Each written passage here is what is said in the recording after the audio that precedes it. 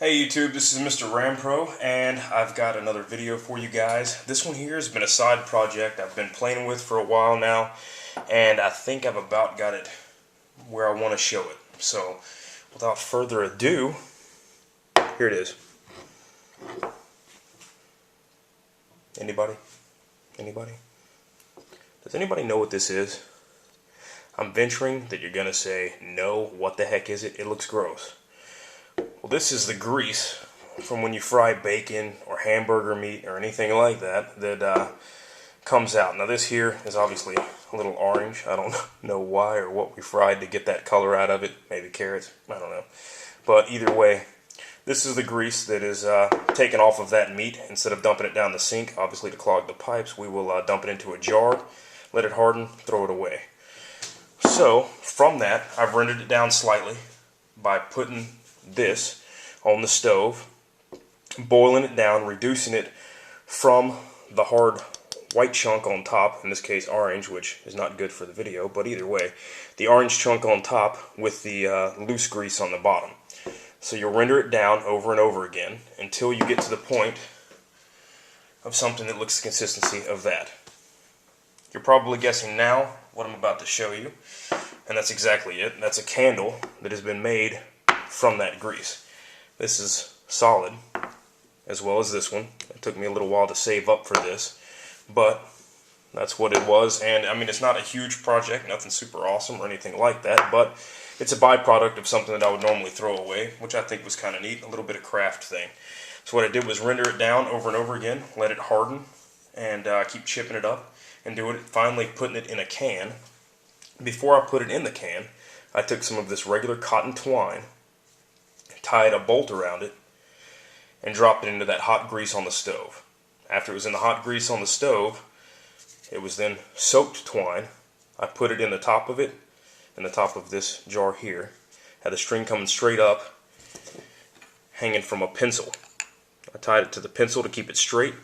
I slowly poured the grease, tallow, fat, whatever you want to call it, down into lard, down into the can. Let it dry overnight out in the garage, and now we have this. I've since snipped the string, like this one here, that has not been burned yet, and you have your candle. So what I'm going to do is light the candle and show you guys in comparison. Obviously a smaller candle, but I'm not going to go grab and find my wife's candles or whatever, just to show you the candle. I will swap their positions just in case, but you can see that, in all honesty, the one on the right, I don't know if you know how candles work, but the way candles work, the wick, it is burning, yes, but the fuel is actually the wax or the oil, or in this case the tallow, the lard, that is in the candle. So as that melts and becomes a liquid, it's sucked up by the wick and burned off in the flame.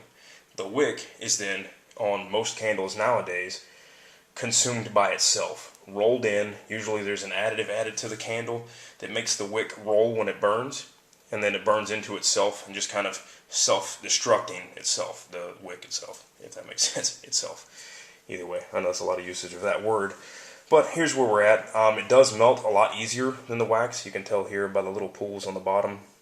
Getting fairly big fairly quick. But you do have a candle. I will not let this candle continue to burn too much because I don't want my house to smell terribly like bacon. I'm just kidding. The smell from the candle is not that bad. You can add perfumes to it and stuff like that to change the smell if that's what you desire. I did not do that. I don't plan on burning this in my house. This is actually an outdoor camp type candle. If I'm doing something outside, I need a candle. Very rare, albeit. Now I have one that I can use. I can put this, because of the metal container, in a bag. I could possibly get a lid for it or anything like that and move forward in that direction.